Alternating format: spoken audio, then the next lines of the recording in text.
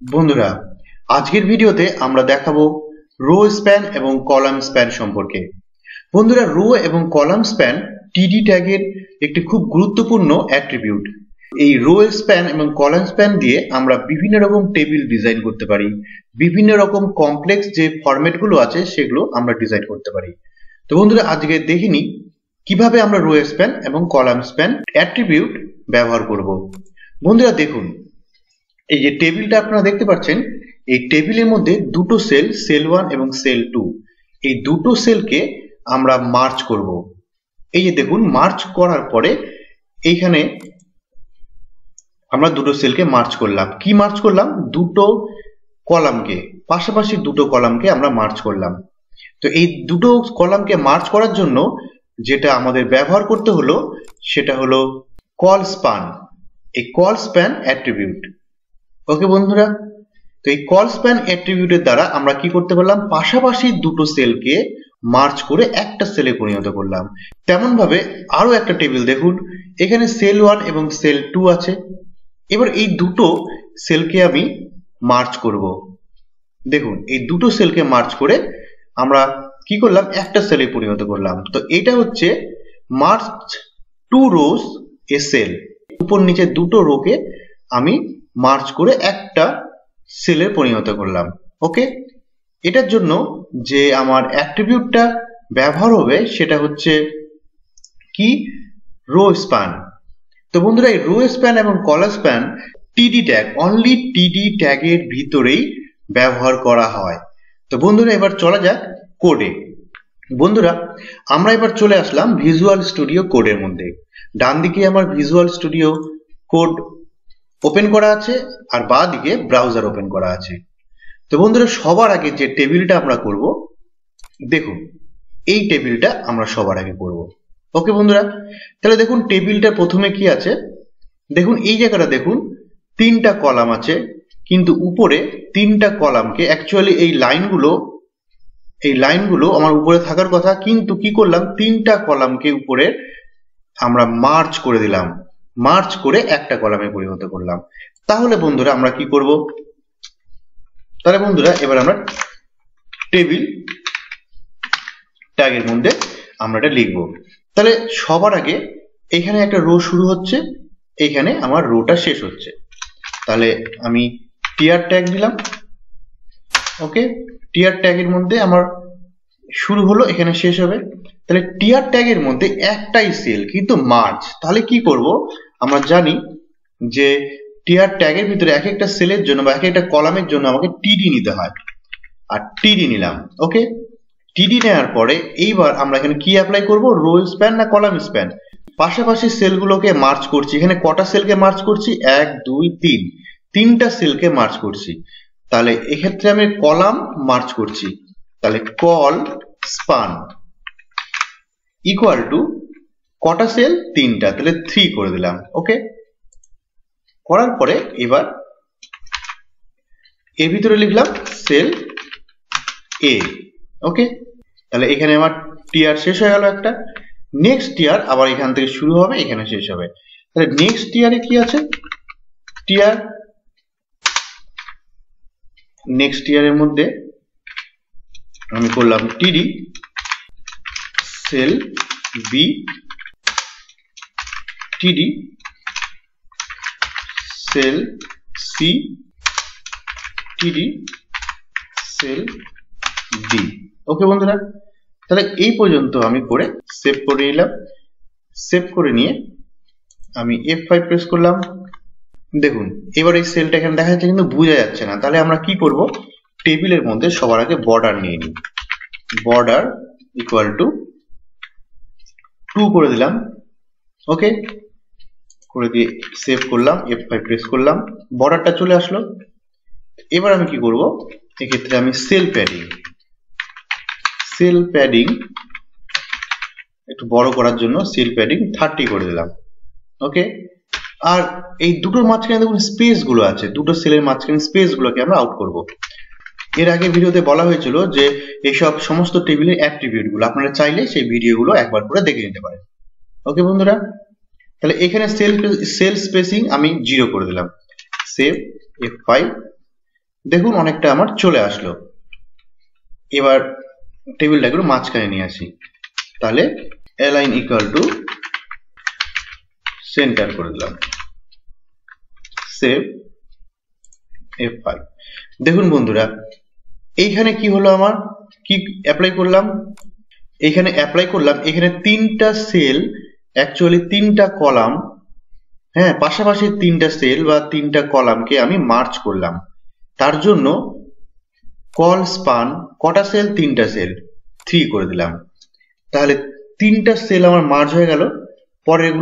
পরের রোতে তিনটা সেল আছে, ওই জন্য পরের রোতে তিনটা সেল আমি টিডি করে তিনটা সেল আমি করে দিলাম, আর এখানে একটাই সেল মার্চ করে দিলাম, অটোমেটিক আমার এখানে হয়ে গেল।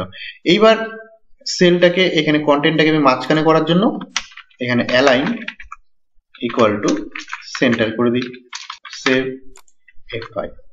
তো বন্ধুরা প্রথম টেবিলটা আমাদের কমপ্লিট হয়ে গেল। ওকে বন্ধুরা, এইবার চলে আসি নেক্সট টেবিল।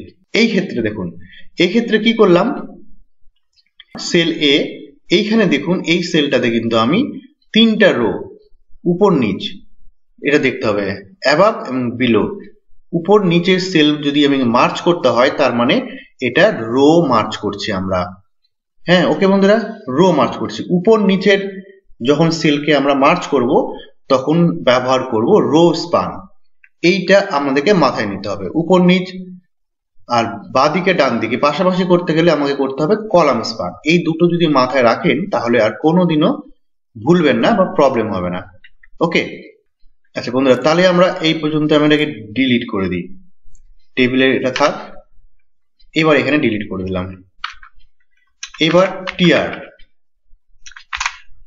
আমরা নিই, চলে যাই মেন এটাতে, টিআরে নিলাম। এবার দেখুন এখানে কি করছে, সবার প্রথমেই মার্চ করছি আমি, প্রথম সেলেই মার্চ করলাম তিনটাতে। তাহলে টিআর দিয়ে আমার প্রথম রো শুরু হলো, এখান থেকে ওপেন হবে, এখানে শেষ হবে। তাহলে প্রথম সেলেই আমার মার্চ করলাম, আমার স্পান হলো, কটা স্পান হলো, তিনটা রো স্পান হলো। তাহলে টিডির মধ্যে একমাত্র টিডির মধ্যেই রো এবং কলাম স্পান হয়, আর তাছাড়া টেবিল বা টিআর এর মধ্যে কোনো রো বা কলাম স্পান হয় না, একমাত্র টিডিরই অ্যাট্রিবিউট। তাহলে রো স্পান করলাম, কটা সেল, 1 2 3, তিনটা সেল আমার মার্জ হয়েছে, তাহলে 3 করে দিলাম। ওকে, এখানে কি হলো, সেল এ। ওকে, নেক্সট এটার পরের সেলটা কি আছে, সেল বি, টিডি সেল বি। তাহলে প্রথম টিআর আমার কমপ্লিট। ওকে, নেক্সট টিআরে কি আছে, নেক্সট টিআরে অনলি সেল সি, তাহলে টিডির মধ্যে রাখবো, টিডি সেল সি। ওকে, তাহলে এই টিআরটাও শেষ হয়ে গেল। তারপরের টিআরে আছে সেল ডি, টিডির মধ্যে রাখবো সেল ডি। এই ক্ষেত্রে কমপ্লিট হয়ে গেল। দেখুন সেভ করলাম, এবার আমার আসল জায়গায় চলে আসি, F5 প্রেস করলাম। দেখুন বন্ধুরা, এইখানে আপনাদের বুঝতে হবে যে প্রথম রো যখন শুরু হলো কি হলো, প্রথম সেলটাই আমার তিনটা সেল রোকে মার্চ করলো, তাই জন্য আমরা করলাম রো স্পান 3। তারপরেরটা টিডি সেল বি। ওকে, তারপরে পরপর দুটো রোকে আমি করলাম। তাহলে এই একটা 2 নাম্বার টেবিল। এবার বন্ধুরা চলে আসি 3 নাম্বার টেবিল। 3 নাম্বার টেবিল দেখুন, এইখানে দেখুন এই টেবিলটা একটু মজার জিনিস আছে। প্রথম রোয়ে রো স্পান 2 হচ্ছে, পরের সেলটাতে এটা হবে কলাম স্প্যান। এখানে দুটো সেলকে একটা মার্চ করেছে আর এখানে দুটো সেলকে মার্চ করেছে। ওকে, তাহলে কি করে করবো বন্ধুরা, তাহলে এটাকে আমি আবার ডিলিট করে দিই। আচ্ছা, সেভ করলাম, F5 করলাম, এখানে আর কিছু নেই। এবার চলে যাই এইখানে আমরা কি করে করব দেখুন। তাহলে আমরা প্রথমে একটা টিআর শুরু করছি, এন্টার। এইবার প্রথম সেলটা দেখুন, প্রথম সেলটা কি আছে, মার্জ আছে, দুটো সেল, কি উপর নিচের দুটো সেল, তারপরে দুটো রো সেল।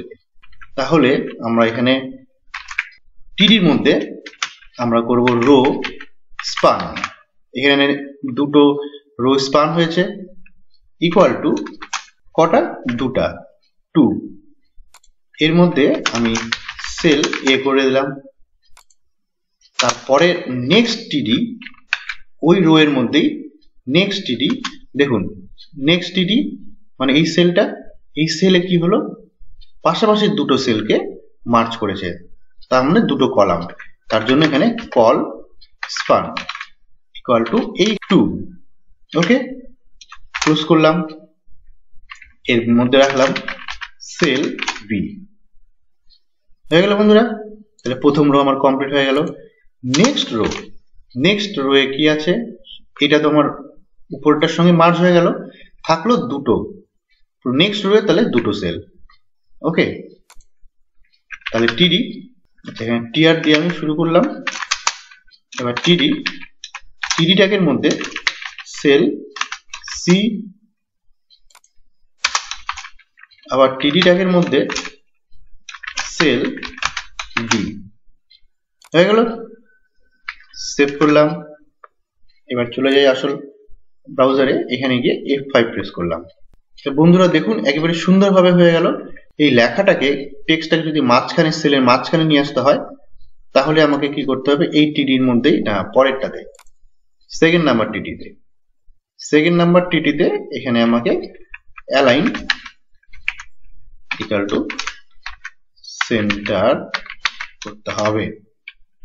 সেভ করলাম, F5 প্রেস করলাম, চলে আসলো। তো এই হলো বন্ধুরা আমাদের তিনটা টেবিল আপনাদেরকে দেখিয়ে দিলাম সুন্দরভাবে, রো স্প্যান এবং কলাম স্প্যান। আশা করি বন্ধুরা আমাদের ভিডিওটা ভালো লেগেছে।